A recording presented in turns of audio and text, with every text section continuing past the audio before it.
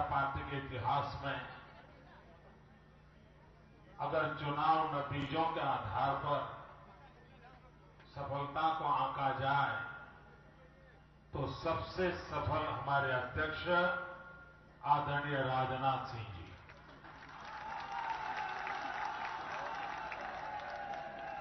उसी प्रकार उत्तर प्रदेश की राजनीति में एक नया सीमा चिन्ह अंकित करने वाले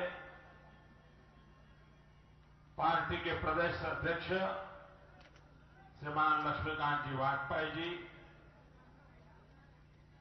और भारतीय जनता पार्टी के उत्तर प्रदेश के प्रभारी श्रीमान अमित शाह जी, बनारस के सभी प्यारे भाइयों और बहनों,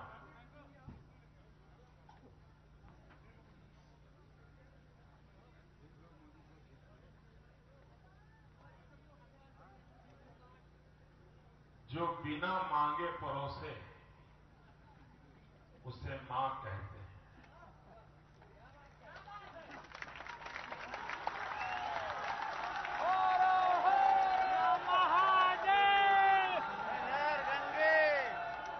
मुझे बनारस की जनता से मांगने का भी सौभाग्य नहीं मिला था। मेरे मुंह पर ताला लगा था और इसलिए मैंने आपसे मौन संवाद स्थापित किया था। एक बार भी एक शब्द बोले बिना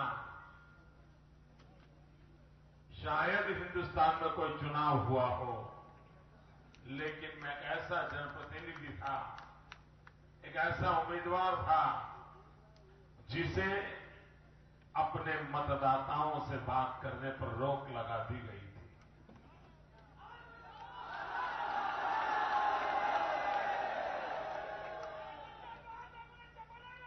उसके बावजूद भी बनारस के नागरिकों ने मेरे मौन पर भी मोहर लगा दी।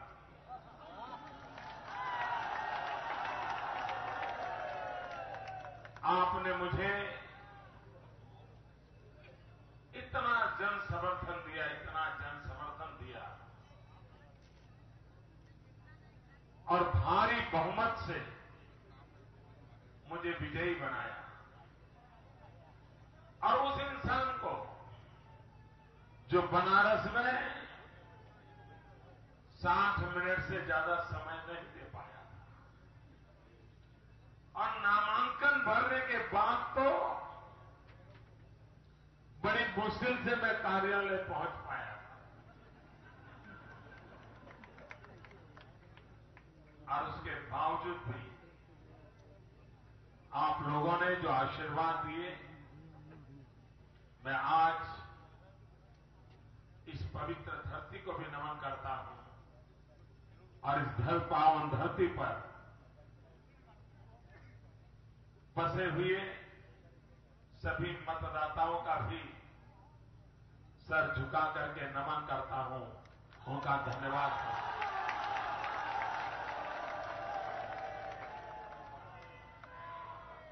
और मैंने जिस दिन नामांकन भरा था,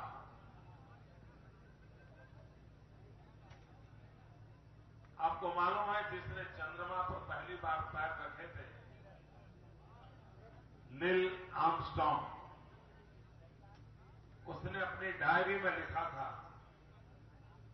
कि जब मैं चंद्रमा पर जा रहा था,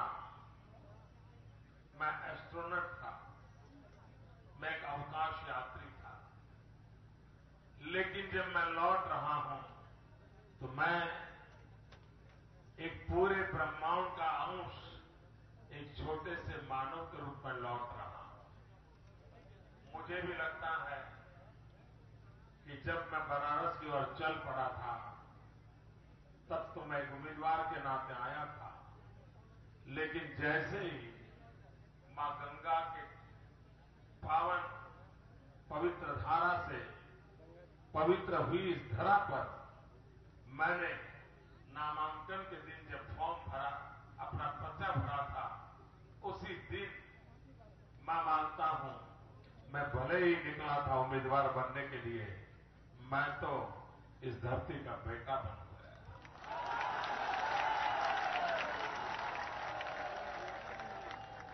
मां गंगा ने मुझे बुलाया, ये शब्द मेरे भीतर से उठे हुए शब्द थे। शायद वो शब्द भी नहीं थे, मेरे अंतर मन में चल रही एक आध्यात्मिक प्रवाह की शब्द रूपी वो अभिव्यक्ति थी। और मैं आज भी जब मां गंगा के चरणों में आया हूं, उसको और अधिक गहराई से अनुभव कर रहा हूं। भाइयों बहनों, ये चुनाव के नतीजे, ये थोकबंद मत, ये भरपूर आपका प्यार, हर गली मोहल्ले पर लगे हुए मोदी के पोस्टर, वो मुझे आपका नहीं बना सकते। आपका मुझे बना दिया है मां गंगा ने।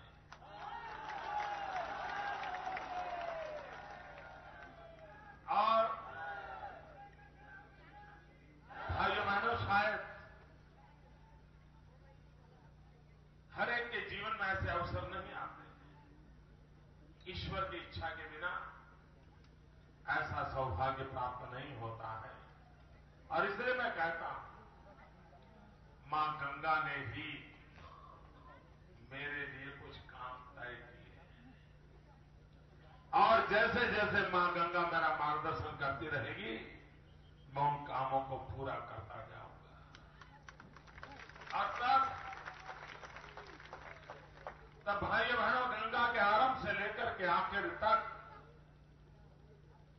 मां गंगा जो चीख चीख करके कह रही है, कोई तो मेरा बेटा है,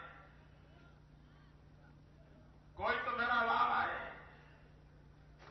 जो मुझे इन गंदगी से बाहर निकाले। भाइयों बहनों, बहुत सारे काम ऐसे हैं जो शायद ईश्वर ने मेरे लिए तय किए हैं। आपको एक घटना सुनाना चाहता हूं। भारत के आजादी के आंदोलन में एक धारा थी क्रांतिकारियों की और दूसरी धारा थी सत्याग्रहियों की। महात्मा गांधी नेतृत्व करते थे सत्याग्रही जन आंदोलन का, और भगत सिंह, सुखदेव, राजगुरु, वीर सावरकर जैसे महापुरुष क्रांति की धारा का नेतृत्व करते थे। उस क्रांति की धारा का नेतृत्व जो हो रहा था, उसमें एक नाम था श्यामजी कृष्ण वर्मा का। वो गुजरात के कच्छ की धरती पर पैदा हुए थे। स्वामी विवेकानंद जी भी उनको मिलने जाते थे। स्वामी दयानंद सरस्वती के साथ भी उनका सीधा संवाद रहता था। संस्कृत के प्रगाढ़ पंडित थे, लेकिन आजादी के आंदोलन के लिए सशस्त्र क्रांति के वो पुरोधा थे। और लोकमान्य तिलक जी, जो सशस्त्र क्रांति में विश्वास रखते थे, उनको लंदन में पढ़ने के लिए भेजते थे। और श्यामजी कृष्ण वर्मा उनको स्कॉलरशिप देते थे लंदन में। इंडिया हाउस उन्होंने बनाया था, वहां रखते थे, और देश के आजादी के आंदोलन की चिंगारी को जलाए रखते थे। वीर सावरकर श्यामजी कृष्ण वर्मा के पास से जाकर के अपनी शिक्षा दीक्षा कर रहे थे। 1930 में श्यामजी कृष्ण वर्मा, जो आजादी के बहुत बड़े क्रांतिवीर थे, क्रांति गुरु थे, देश के आजादी की क्रांति के लड़त के चलाने वाले लोगों में वो एक गुरुपद को प्राप्त किए हुए थे। 1930 में उनका स्वर्गवास हो गया, विदेशी धरती में स्वर्गवास हुआ। तो उन्होंने मरते समय एक चिट्ठी लिखी और उसमें लिखा था कि मेरे ये अस्थि संभाल करके रखे जाएं, और जब हिंदुस्तान आजाद हो तब ये मेरे अस्थि भारत मां की गोद में ले जाए जाएं। तभी मुझे इस मन को संतोष मिला, क्योंकि मैं तो अब शरीर छोड़ रहा हूं। मैं अपनी आंखों से आजाद भारत मां के दर्शन नहीं कर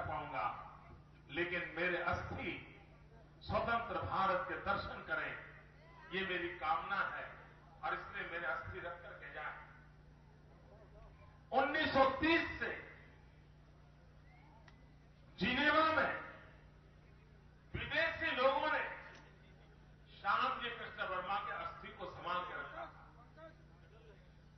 1947 देश आजाद होने के बाद पंडित नेहरू का पहला काम यह था कि उन्होंने उस अस्थि को लाकर के देश की आजादी के लिए मरने बैठने वाले उस महापुरुष को उसकी इच्छा पूरी कर देते और भारत, स्वतंत्र भारत के दर्शन उनकी हड्डियों को भी हो जाते। ये उनकी इच्छा थी, लेकिन देश का दुर्भाग्य था भारत की सरकार ने काम नहीं किया। कई सरकारें आई, कई सरकारें गई, एक छोटी सी इच्छा भारत मां के लिए जीने मरने वाले श्यामजी कृष्ण वर्मा की एक छोटी सी इच्छा पूरी नहीं की। भाइयों बहनों, 2001 में मैं गुजरात का मुख्यमंत्री बना, तो जैसे यहां गंगा मां गंगा ने ललकारा, वैसे ही उन अस्थियों ने मुझे पुकारा था। मैं जिनेवा गया, अपने कंधे पर उन अस्थियों को उठा करके ले आया।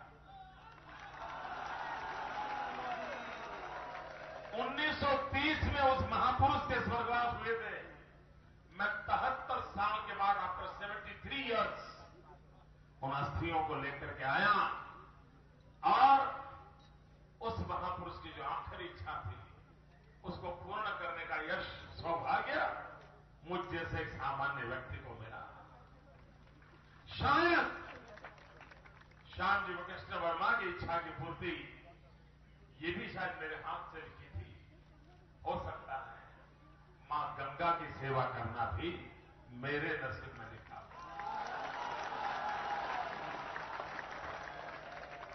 मैं श्यामजी कृष्ण वर्मा का अस्थि न लाता तो इस देश में मुझे कोई पूछने वाला नहीं था, लेकिन अगर न लाता तो मेरी आत्मा मुझे पूछती थी, भाई औरों ने किया न किया, तुमने क्या किया। और इसलिए भाइयों बहनों, औरों ने किया या न किया, सवाल यह है मोदी क्यों न करे। और इसलिए भाइयों बहनों, मैं इस धरती पर आया हूं कुछ करने के लिए, आपके बीच आया हूं आपका साथ सहयोग लेकर के ये विश्व की आध्यात्मिक राजनीति के, आध्यात्मिक राजधानी के रूप में फिर से हमारा ये बनारस कैसे दुनिया के सामने चमकने लगे। भारत जब जगत गुरु था तब बनारस राष्ट्र गुरु था, और जब तक बनारस राष्ट्र गुरु नहीं बनता, भारत जगत गुरु कैसे बन सकता।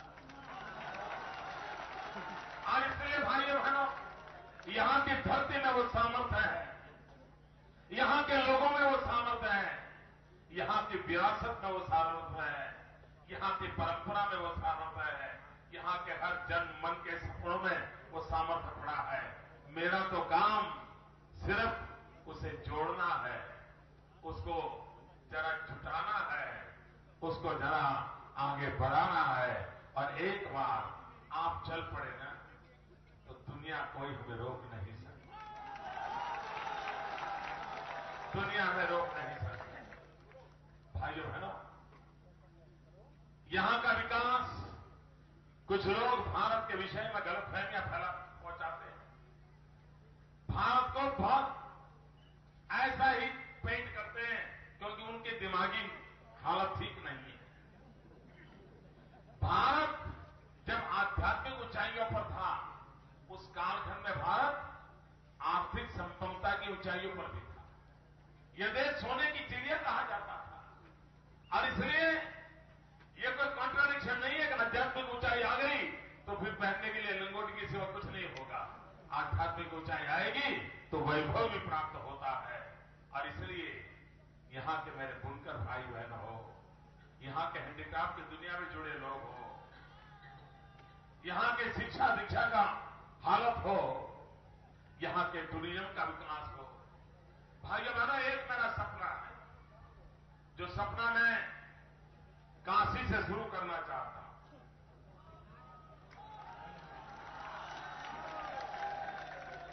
लेकिन वो काम सरकार नहीं कर सकती, काशी के नागरिक ही कर सकते।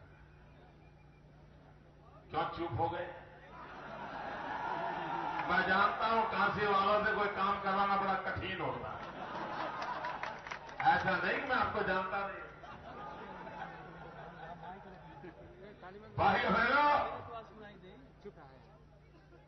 2019 5 साल के बाद महात्मा गांधी को 150 वर्ष हो गए। उनकी 150वीं जयंती आएगी। देश को इतना बड़ा देने वाले महात्मा गांधी, विश्व को देने वाले महात्मा गांधी, युग पुरुष महात्मा गांधी। महात्मा गांधी के अनेक पहलू थे, अनेक विशेषताएं थी, अनेक क्षमताएं थी, लेकिन एक बात में महात्मा गांधी बड़े प्रतिबद्ध थे, कटिबद्ध थे, और उस बात में कभी महात्मा गांधी कॉम्प्रोमाइज नहीं करते थे। और वो उनके मन का भाव रहता था सफाई। महात्मा गांधी आश्रम में भी अगर सफाई के संबंध में कोई कॉम्प्रोमाइज करे तो उसको आश्रम से निकाल देते थे, इतने वो आग्रही रहते थे। महात्मा गांधी के 150वीं जयंती अगर मनानी है तो क्या देश महात्मा गांधी के एक आग्रह को पूरा कर सकता है, और वो है सफाई। क्या ये सफाई का काम हम काशी से शुरू कर करके 2019 में जब महात्मा गांधी के 150 मनाए तब पूरा हिंदुस्तान, जिस पर दुनिया एक बात के लिए आलोचना करती है, यार हिंदुस्तान में जाने के लिए, देखने के लिए बहुत है, गंदा बहुत है। भाइयों बहनों, ये बदला जा सकता है। हमारे लोग जब सिंगापुर जाते हैं तो आकर के कहते हैं, भाई सिंगापुर इतना बढ़िया है, कोई कूड़ा कचरा नजर नहीं आता है। तो मैं लोगों को पूछता हूं, भाई सिंगापुर में कोई कूड़ा कचरा नजर नहीं आता है, क्या किसी को डालते हुए देखा था क्या? पान खा करके भारत माता की जय बोल करके जो पिचकारी लगाता है, ऐसा कभी देखा था क्या? भाइयों बहनों, ये भी एक भारत मां की सेवा करने का तरीका है। काशी को आध्यात्मिक राजधानी बनाने की पहली शर्त है काशी साफ सुथरा, स्वच्छ हो। आपको लगेगा ये आदमी प्रधानमंत्री बनने योग्य नहीं है। प्रधानमंत्री को तो कैसा बोलना चाहिए, अमेरिका का बोलना चाहिए, चंद्रमा का बोलना चाहिए, रशिया का बोलना चाहिए। ये आदमी पागल है जो यहां की गली मोहल्ले के कचरे कूड़े कचरे की बात कर रहा है। भाइयों बहनों, उसी काम से मैं दुनिया बदल सकता हूं। इसी काम से दुनिया बदली जा सकती है। छोटे छोटे कामों से ही बड़े काम होते हैं, और काशी में छोटे छोटे कामों से शुरू कर करके बहुत बड़े कामों को पार करने का हमने तय करना है, और गंगा के किनारे खड़े होकर के संकल्प करके जाना है कि अब काशी की पहली हमारी जिम्मेवारी है, अब हम काशी को गंदा नहीं होने देंगे। काशी की गलियों को गंदा नहीं होने देंगे। हम तय करें कि मैं कम से कम कोई कूड़ा कचरा नहीं फेंकूं। एक बार इतना निर्णय कर लीजिए, अपने आप शुरुआत हो जाएगी। भाइयों बहनों, ये सब हम मिलकर के करेंगे। मैं आपके साथ कंधे से कंधा मिलाकर के काम करना चाहता हूं। और जैसा मैंने कहा, यहां पर आर्थिक उन्नति की भी उतनी ही संभावना है, यहां रोजगार की उतनी संभावनाएं हैं। यहां टूरिज्म के माध्यम से, यात्रा के माध्यम से पूरे विश्व को आकर्षित करने का सामर्थ्य है। बहुत सारे सपने संजो करके आया हूं आपके बीच में। बस सिर्फ वोट नहीं, मुझे आपका साथ और सहयोग चाहिए। ऐसा नहीं चीजें हैं। आप ये तो नहीं मानते ना कि मोदी को 5-7 लाख वोट दे दिए, तब कॉन्ट्रैक्ट दे दिया, चल मोदी 5 साल में पूरा करे काम। ऐसा तो नहीं है ना? मेरे काशीवासियों, आपने मुझे कॉन्ट्रैक्ट तो नहीं दिया ना? हम सब मिलकर के काशी के सेवक हैं। हम सब मिलकर के काशी के सेवक हैं, और इस सेवा को हमने पूरा करना है। भाइयों बहनों, देश ने अभूतपूर्व जनादेश दिया है। आजादी के बाद अगर एक दल की सरकार रही है तो वो सिर्फ कांग्रेस की ही रही है। बाकी सरकारें आई, लेकिन ज्यादातर उनके मुखिया कांग्रेस गोत्र के थे। अकेले अटल जी थे जो कांग्रेस गोत्र के नहीं थे। बाकी सारी सरकारें कांग्रेस गोत्र से आई थी। मूल कांग्रेसी लोग इधर आकर के फिर सरकार बनाई थी। दूसरा, एक भी दल को पूर्ण बहुमत से सरकार बनाने का सौभाग्य नहीं मिला था। पहली बार देश आजाद होने के बाद गैर कांग्रेसी किसी एक दल को संपूर्ण बहुमत के साथ देश की सेवा करने का मौका मिला हो तो इस बार मिला। और इसलिए मैं देश की जनता जनार्दन का बहुत आभार व्यक्त करता हूं। दूसरा, ये युग परिवर्तन का संधि काल है। मैं संधि काल इसलिए कह रहा हूं कि अब तक देश का नेतृत्व करने वाले सारे लोग गुलामी के कालखंड में पैदा हुए थे। अंग्रेजों की जब हुकूमत थी तब पैदा हुए थे। ये पहली चुनाव का परिणाम ऐसा है कि देश का नेतृत्व उन लोगों के हाथ में आ रहा है जो आजाद हिंदुस्तान में पैदा हुए। और इसलिए भाइयों बहनों, गुलामी के कालखंड में देश के लिए मरने का सौभाग्य बहुतों को मिला, लेकिन मेरे जैसे लोग जो गुलामी के कालखंड में पैदा नहीं हुए थे उनको वो सौभाग्य नहीं मिला। लेकिन जब आजादी के समय पैदा हुए थे तो देश के लिए मरने का सौभाग्य मिले या न मिले, देश के लिए जीने का सौभाग्य जरूर मिला है। और इसलिए हम सबका संकल्प होना चाहिए कि हम देश के लिए जिएंगे। हम जो कुछ भी करेंगे देश के लिए करेंगे। छोटा सा भी काम करूंगा, लेकिन वो मेरा काम मेरे देश के लिए होगा। एक बार जन जन के मन में इस भाव को हम प्रबल करते हैं, मुझे विश्वास है हम स्थितियों को पलट सकते हैं, हम दुनिया को बदल सकते हैं। भाइयों बहनों, इस देश में पहली बार हुआ ऐसा है कि देश में गठबंधन से सरकारें तो बनती थी, लेकिन पहली बार ऐसा हो रहा है कि गठबंधन से शायद विपक्ष बनाना पड़े। अधिकृत विपक्ष बन ही नहीं पा रहा है। और इसलिए अधिकृत विपक्ष बनने के लिए गठबंधन करना पड़े, ऐसा चांदा देश की जनता ने मारा है भाइयों, ऐसा कभी हो नहीं।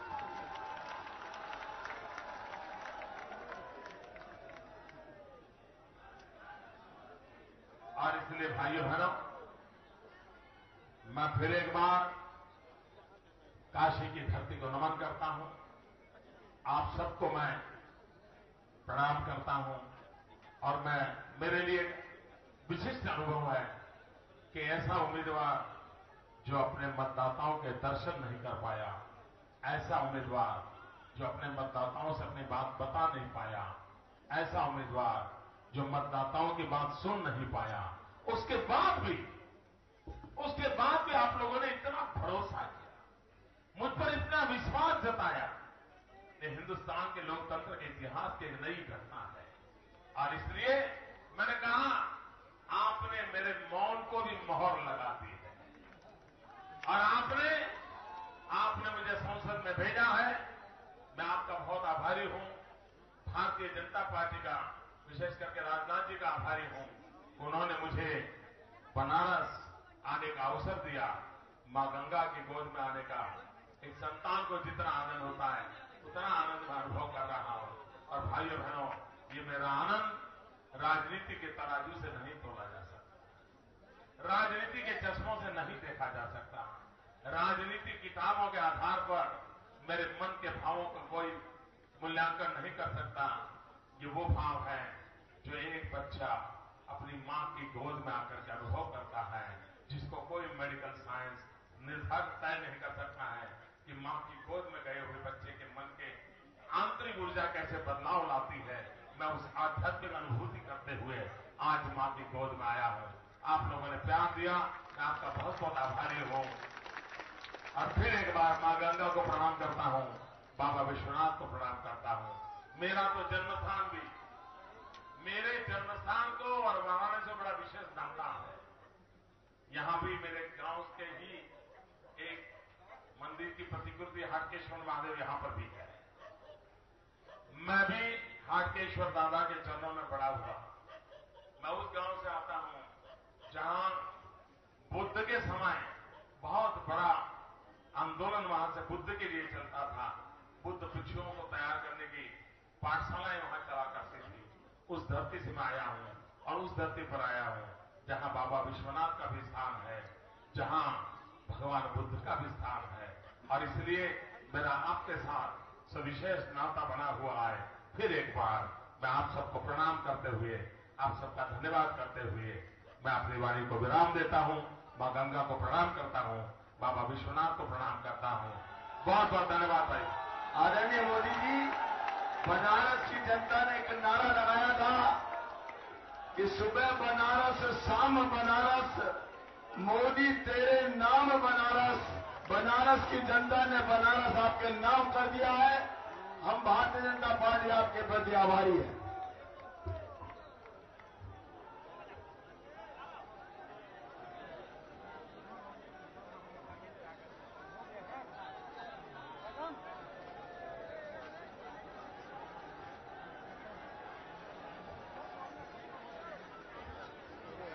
आगे मत आना, आगे मत आना।